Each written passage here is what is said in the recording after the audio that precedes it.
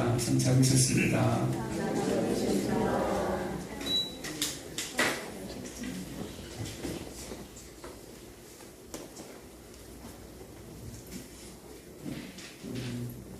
한번 따라할까요?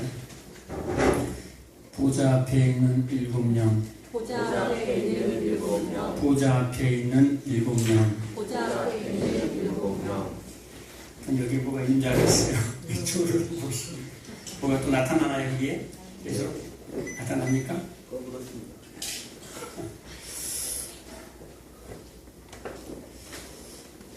보좌 앞에 있는 7명.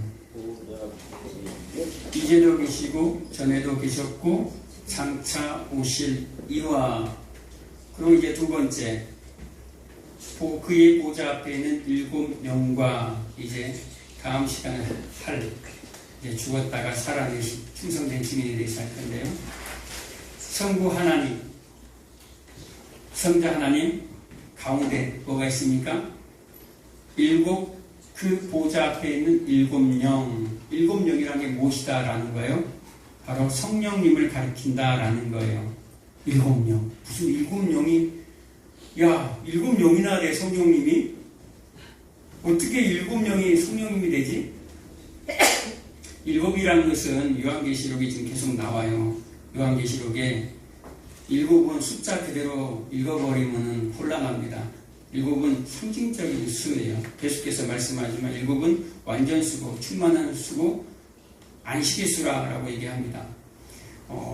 성경에 보면 레위기 26장에도 이렇게 보면 이스라엘 백성들이 하나님의 말씀에 청종하지 않아요. 그래서 그 죄에 대해서 물으면서 하나님이 7배의 죄를 더한다라고 얘기합니다. 너에게 7배를 더하리라. 그의 죄를 7배를 더하리라 하는 거예요. 그러면 그 죄를 7배를 더하게 심판한다라는 말이 아니라 7이라는 것은 너희들의 그 죄를 내가 완벽하게 완전하게 내가 소멸해버리겠다. 완전하게 내가 심판하겠다라는 죄의 중함을 얘기하고자 하는 거예요. 7이라는 것은. 여러분들이 잘 아시는 마태복음 18장 이하에 보면 무슨 내용이 나오냐면 용서에 대한 얘기가 나와요. 거기서 베드로가 수제자 베드로가 용서에 대해서 얘기를 듣고 예수님에게 얘기하잖아요. 아, 예수님, 그러면 누가 저에게 죄를 범하면 내가 그 사람을 한 7번 정도 용서하면 되지 않겠습니까?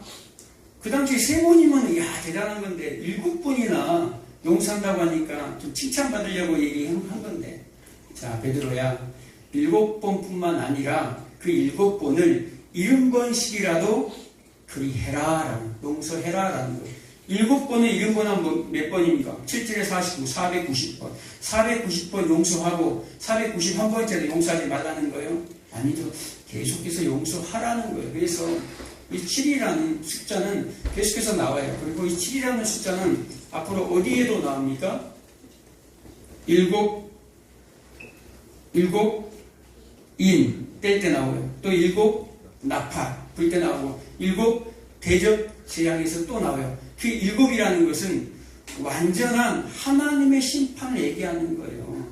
7이 순서대로 해가지고 첫째 나팔, 둘째 나팔, 셋째 나팔, 다섯째 나팔 쭉쭉쭉 해가지고 어떤 사람들은 지금 첫 번째 나팔 불러주고 두 번째 다 불러주고 세 번째 지금 6번째 나팔, 6번째 인 뗄 때다 막 여러 가지 시대적으로 시간 순으로 이해를 해버린다 이 말이에요. 그렇게 이해를 해버리면 큰일 납니다. 세대주의적인 해석은요, 정말 시한부 종말론을 나오게 만들어버려요. 그래서 여러분들에게 두려움을 심어주고 모든 걸 그냥 다 팔아버리고 그냥 저 산속으로 들어가버리고 땅 파서 들어가버리고 그런 일들이 있어요. 실제적으로. 7이라는 것은 뭐라는 거예요?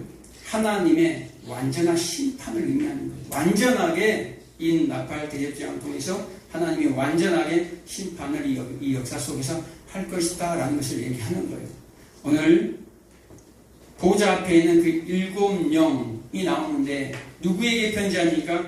요한은 아시아에 있는 7교회에게 편지하노니 이제도 계시고 전에도 계셨고 장차 오실 이가 그의 보좌 앞에 있는 7영과 일곱 영으로부터 나오는, 저번 시간에는 이제도 계시고 전에도 계셨고 장차 오실 이로부터 나오는 은혜와 평강. 지금 과거에서 시작됐는데, 과거에서 오기 시작했는데 그게 아직 끝나지 않았어요. 계속해서 과거로부터 오고 계신다라는 거예요. 그리고 현재도 계시고 앞으로 장차 지금 오고 있는 중이에요. 그래서 역동적으로 움직이시는, 역동적으로 과거에서부터 지금까지, 이사야 41장에 보면 나는 뭐다라는 거예요. 알파와 오메가, 처음과 끝이다, 처음과 나중이다. 이 역사를 누가 창조했느냐라고 묻습니다. 이 역사의 주관자가 누구냐라고 얘기하면서 바로 나야 라고 하나님 얘기하는 거예요. 끝도 나야, 처음도 나야, 모든 역사를 주관하는 것은 나야 라고 얘기하는 거예요. 누가? 하나님. 그 하나님이 역동적으로 지금 오고 계신다라는 거예요. 누구에게? 지금 초대교회 안에서 핍박받고 있는, 로마에 의해서 핍박받고 있는 그리스도인들에게, 지금 두렵고 떨고 있는 그리스도인들에게 은혜와 평강으로 지금 인사를 먼저 하는 거예요. 너무 두려워하고 있으니까. 두려워할 그런 시대가 아니에요. 이 초대교회 시대는 두려워할 일이 전혀 없는 시대란 말이에요. 팍스 로마 시대예요. 아주 그냥 평화스러운 로마의 시대. 전쟁이 없어요. 로마를 이길 자가 없다니까요. 전쟁이 없이 예수만 믿지 않으면 아주 평화로운 시대가 로마 시대예요.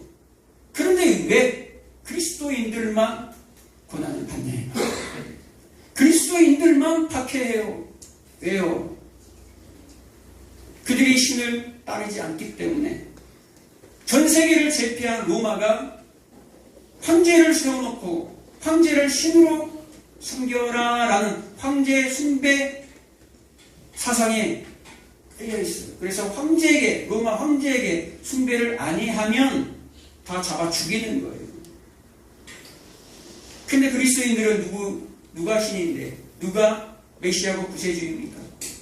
예수 그리스도, 하나님 한 분밖에 없어요. 세상 사람이지 무슨 신이에요. 그런데 그 신에게 경배하지 아니하면 다 때려 죽이고 찢어 죽이고 화형시켜 죽이고 짐승에게 뜯어 먹혀 죽이게 만드는 거예요. 강간하고 살인하고. 그러니까 그리스도인들만 박해를 받고 그냥 예수 믿음을 저버리면 되는 거예요. 간단하게 핍박 안 받으려면. 아주 간단해요. 근데 예수 믿음 지키는 것 때문에 지금 이들이 계속해서 고통을 받고 있는 거예요. 지금도 갑자기 들이닥쳐서 끌고 나갈 수 있어요. 누군가를. 제가 설교하다가 갑자기 끌려나갈 수도 있어요. 마지막 때가 되고. 세상은 너무너무 평화로운 시대가 돌아오는데 교회만, 그래서 점점 믿는 자들이 떨어져 나가는 거예요.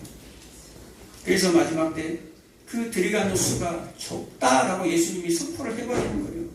그날 구원받을 수가 많습니까? 아니, 적다. 좁은 문으로 들어가라. 좁은 길로 들어가라. 적다라는 거예요. 그래서 두렵고 떨고 있는 지금 초대교회 성도들, 지금 요한계시록을 지금 편지로 받아서 읽고 있는 한 사람이 읽죠. 그 당시 회당이 있는데 회당에서 한 사람이 읽으면 모든 사람들이 둘러앉아서 그것을 듣는 거예요. 그리고 모든 사람이 그 말씀을 지켜 행하는 거예요. 그 말씀을 이 회중들이 듣고 있을 때에 두렵고 떨림으로 앉아 있었는데 갑자기 그 보좌 앞에 있는 일곱 영으로부터 나오는 평강을, 은혜와 평강을 받을지어다 라고 하니까 그들에게 평안이 확 찾아옵니다. 갑자기 두려워했던 그들에게 알 수 없는, 세상이 질 수 없는 그 평강이 그들에게 찾아오는 거예요. 그 동일한 평강이 여러분들에게도 찾아와요. 근데 여러분들 지금 그런 일을 겪고 있지 않습니까?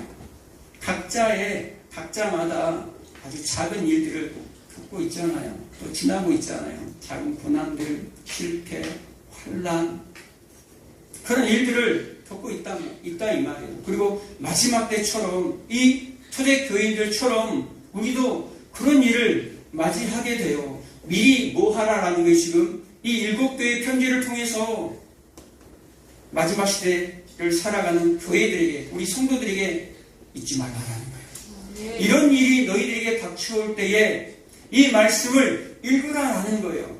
이런 일이 너의 상황 가운데, 현실 가운데 다가올 때에 두려워하지 말고 걱정하지 말라라고 은혜와 평강이 너에게 있을지어다라고 얘기하는 거예요. 자, 7 교회에 편지하는 그 보좌 앞에 있는 7명. 요한계시록 5장에 좀 넘어가면 5장 6절에 뭐라고 나오냐면요. 이 7명은 눈들이라고 나옵니다. 그러면서 온 세상을 두루 다니는 하나님의 영이다라고 나와요. 누가? 이 7명이, 그리고 스가랴 4장 보면요, 4장 10절에 그대로 똑같은 내용이 나와요. 하나님의 영을 소개하면서 이 하나님의 영은 세상을 두루 다니면서 살피는 여호와의 눈이다라고 얘기합니다. 뭐라는 거예요? 이 7명은 하나님의 눈이다라고 얘기합니다. 근데 스가랴 4장 2절에 내용이 쭉 나오는데요. 요한이 이 환상을 볼 때에 누구를 떠올렸습니까? 스가랴를 떠올렸어요. 스가랴가 이 환상을, 스가랴도 그대로 봤거든요. 스가랴가 갑자기 환상을 보게 됩니다. 스가랴가 환상을 보게 됐는데 어떤 환상을 보게 됩니까? 순금 등장 때와 두 감람나무의 환상을 보게 돼요. 이 스가랴 4장의 내용이에요. 4장 2절에서 10절까지 내용인데요. 순금 등장 때 7 등장과 두 감람나무를 보게 돼요. 한마디로 7, 혹시 사진 띄워줄 수 있나요? 제가 보낸 사진. 말을 하면 좀 이게 좀 이해하기가 좀 힘들 것 같아요. 사진 제가 아까 미리 하나 보내놨었는데, 스가랴가 본 환상과 요한이 본 환상이 비슷해요. 그래서 스가랴의 내용이 4장 2절 10절의 내용이 뭐냐면, 천사가 눈을 열어서 누구에게? 스가랴에게 환상을 보여줍니다. 무슨 환상? 7 금촛대를 보여줘요. 그리고 그 양 옆에 누가 있냐면 두 감람나무, 올리브나무, 감람나무가 올리브나무에 두 감람나무를 이렇게 양쪽에 세워줍니다. 그리고 촛대가 이렇게 있어요. 촛대가 이렇게. 저거 보이죠? 두 감람나무 사이에 뭐가 있어요? 촛대가 뭡니까? 하나, 둘, 셋, 7개가 촛대가 쭉 놓여져 있어요. 가운데 하나 있고, 이렇게. 왼쪽에 3개, 오른쪽에 3개. 이 촛대를 보여줍니다. 그러면서 스가랴에게 물어요. 이게 무엇인 줄 아니? 스가랴가 모르겠는데요. 무엇입니까? 라고 얘기하니까 갑자기 천사가 얘기합니다. 이 말씀은, 이 환상은 스룹바벨에게 말씀하시는 거야 라고 얘기합니다. 스룹바벨이 누굽니까? 스룹바벨은요, 이 스가랴와 함께 바벨론에 포로되었다가 다시 유대 땅으로 지금 돌아와요. 유대 땅이 바벨론에 의해서 멸망당했어요. 그래서 포로로 끌려갔어요. 바벨론으로. 그런데 이 바벨론을 메데바사인 페르시아가 먹어버렸어요. 그래서 페르시아 왕 고레스 때 다시 이 포로들을 다시 본국 땅으로, 유대 땅으로 돌려보냅니다. 그때 돌아왔던 사람들이 누구예요? 스룹바벨이에요. 그리고 이 스가랴 선지자예요. 근데 이 스룹바벨은 이 당시 이제 넘어와서 유대 땅으로 와서 예루살렘 총독이 됩니다. 원래 이 스룹바벨은요, 왕족이에요. 왕권을 계승할 자예요. 11기 하의 맨 마지막 장에 여호야긴 왕이 나와요. 그게 손자예요. 넘어와서 이제 총독이 되어서 뭘 합니까? 성전을 재건하는 거예요. 무너진 성전을 재건하는 내용이에요. 그래서 무너진 성전을 재건하고 있는 누구에게? 스룹바벨에게 말씀한 내용을 선지자인 스가랴에게 저걸 보여주는 거예요. 지금 스룹바벨이 성전을 재건하고 있는데, 무너진 성전을 재건하고 있는데 너무너무 방해하는 사람들이 많아요. 특히 사마리아인들이 지독스럽게 그 성전이 지어지지 못하도록 세워지지 못하도록 방해를 합니다. 그래서 스가랴가 생각할 때 도저히 이 성전이 세워질 것 같지가 않아요. 너무너무 방해가 심하니까 도저히 이 성전은 안 될 것 같아요. 그러니까 하나님께서 스가랴의 선지자의 눈을 열어서 이 환상을 보여주는 거예요. 그래서 뭐라고 얘기합니까? 이것은 사람의 능력으로 되는 것이 아니야. 사람의 힘으로 되는 것이 아니야. 오직 여호와의 영으로 말미암아 되느니라 라고 얘기하는 거예요. 이 성전을 재건하는 데 있어서 너희들의 힘으로 하는 거 아니야. 이건 힘으로 되지 않냐고, 능으로 되지 않냐고, 오직 여호와의 영으로 되느니라. 세상의 힘으로 되는 게 아니다라는 거예요. 너희들의 노력과 열심으로 되는 것이 아니다라는 거예요. 이 성전은 내가 세울 거야 라는 거예요. 이게 무슨 내용인 줄 아세요, 여러분?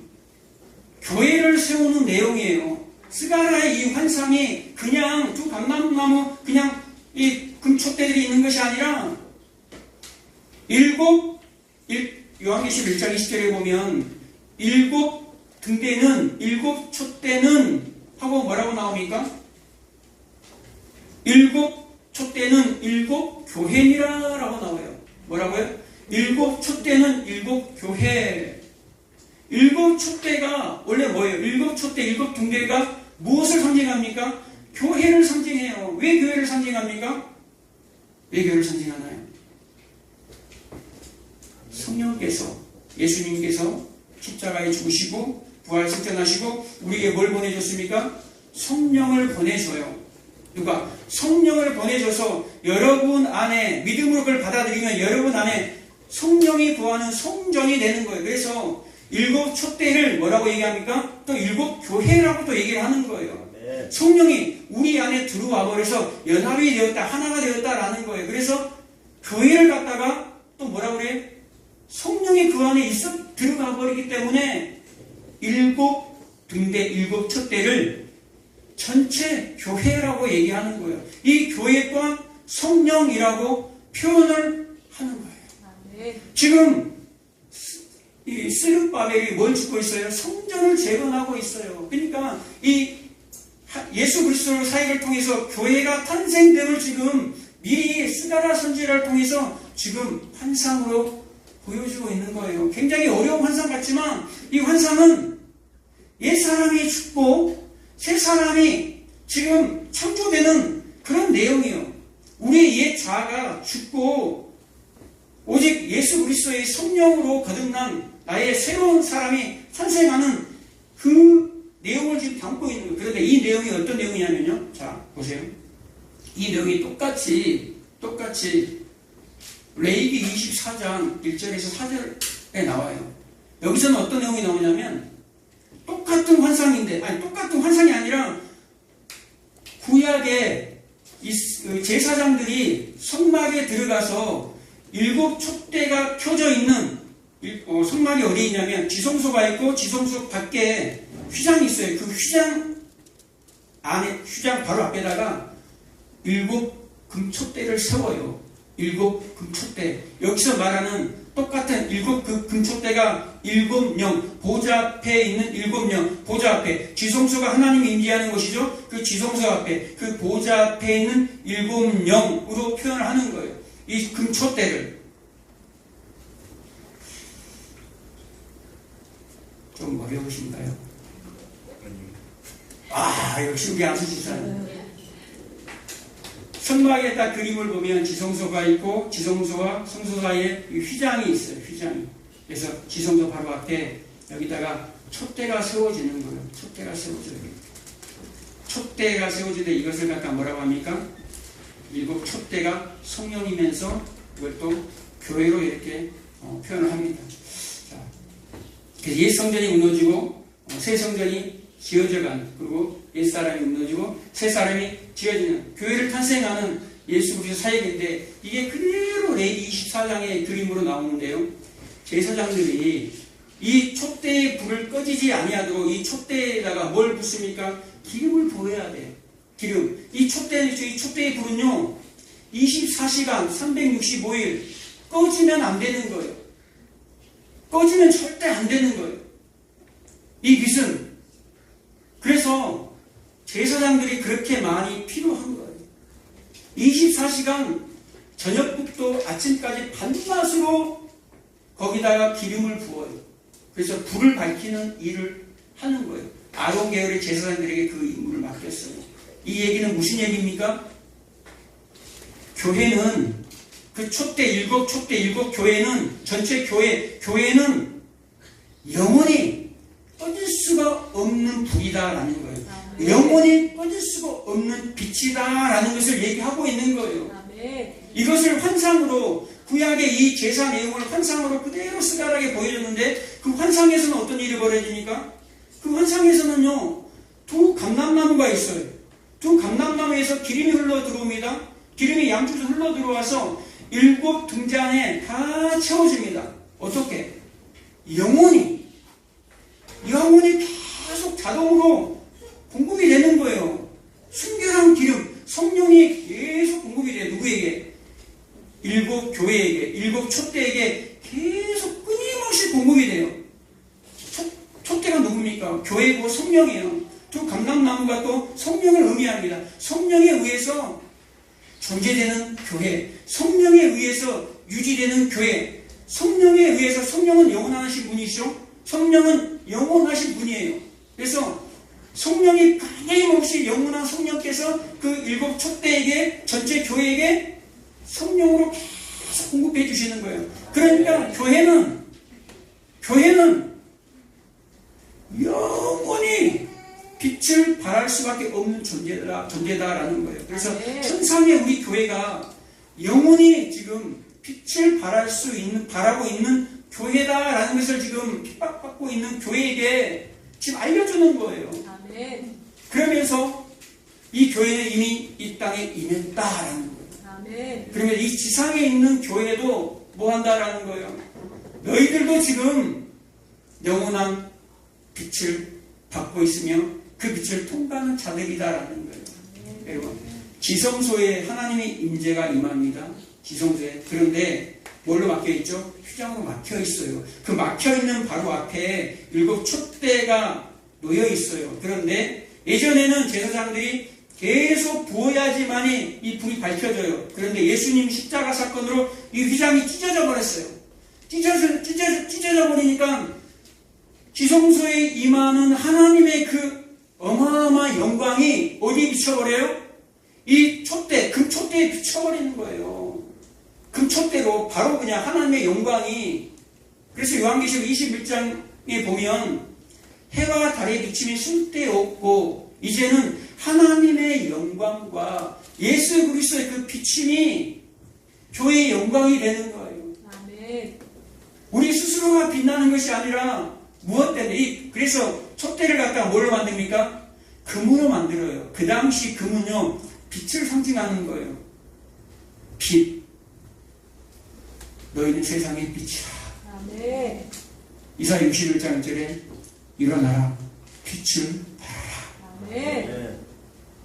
지금 초대교회 성도들이 고통받는, 핍박받는 성도들이 지금 이 요한계시록을 읽으면서 그 보좌 앞에 있는 7 영으로부터 나오는 은혜와 평강을 받을지어다 라고 얘기할 때에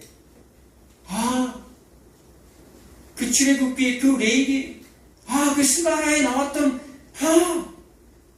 그 말씀이 그 7 촛대, 그 7 등장, 끊임없이 기름이 부어지는, 그런데 지금은 그 성령이 지금 이곳에 계시는구나. 그 영원한 성령이 지금 이곳에 계시는구나. 스룹바벨의 성전이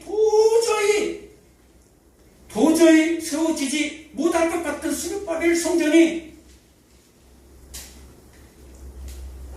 BC 515년인가요? 520년 시작해서 515년에 완성이 되어버렸어요. 완성이 된 것처럼 이 땅의 교회도 완성이 되겠구나. 누가? 성령이 그 완전한 성령, 일곱 영, 완전한 성령이 누구 안에 구하시기 때문에, 여러분들 안에 구하시기 때문에, 이곳에 지금 임재하고 계시기 때문에 걱정하지 말라라는 거예요. 두려운 일을 겪고 있는 사람들, 고난을 지나고 있는 사람들, 때로는 정말로 산 같은 문제 막혀 있잖아요. 산이 막혀 있다라는 건 뭡니까? 도저히 내가 감당이 안 되는 그런 문제에 막혔다라는 거예요. 그래서 스룹바벨에게 이렇게 얘기합니다. 뭐라고 얘기합니까? 절망하고 있던 이 스룹바벨에게, 성전을 재건해야 되는데 절망하고 낙심하고 있던 스룹바벨에게, 큰 상아 내가 무엇이냐? 스룹바벨 앞에서 평지가 되리라 라고 얘기하는 거. 왜? 이는 힘으로 되지 아니하고 능으로 되지 아니하고 오직 여호와의 영으로 되느니라. 문제가 생길 때 여러분 자신을 바라보면 희망이 생겨요? 절망이 나오잖아요. 막 낙심이 나오고 걱정과 염려와 모든 게 그냥 꽉꽉 막혀버려요. 아무 생각이 안 들어요. 죽고 싶다는 생각밖에 안 들죠. 근데 나를 바라보는 것이 아니라 내 안에 뭐가 있다라는 거예요. 잠시 밝히는 세상의 불이 아니라, 제사장들이 힘쓰고 예수를 붓는 그 불이 아니라, 영원히 꺼지지 않는 그 성령의 불이 내 안에 지금 있다라는 것을 잊지 말라라는 거예요. 아무리 암흑이 덮쳐도, 칠흑 같은 어둠이 덮쳐도 그것을 잊지 말라라는 거예요. 그 성령이 어떻게 하신다는 거예요? 너희들을 베드로처럼 띠를 묶어서 끌고 가겠다라는 거예요. 끌고 갈 테니까 걱정하지 말아요. 염려도 하지 말아요. 한번 여러분 선포 한번 해보실래요? 큰 사람 내가 무엇이냐? 스룹바벨 앞에서 평지가 되리라. 이 스룹바벨을 자기 이름을 한번 넣어서 한번 선포하시기 바랍니다. 큰 사람 내가 무엇이냐? 동철이 앞에서 평지가 될지어다. 다시 한번 얘기하겠습니다. 여러분의 인생 가운데 앞으로 이 젊은 이 청소년들도 있는데, 꼬맹이들도 있는데, 저들도 다 겪어야 되고 너희들도 다 겪게 될 거야. 산이 너희 앞에 다가올 거야. 그럴 때 성령께서 걱정하지 말라라는 거예요. 자, 다시 한번 큰 소리 한번 외치겠습니다. 큰 선아 내가 무엇이냐? 동철이 앞에서 평지가 될지어다. 아멘. 네, 알겠습니다. 주신 아버지 하나님, 참으로 감사합니다.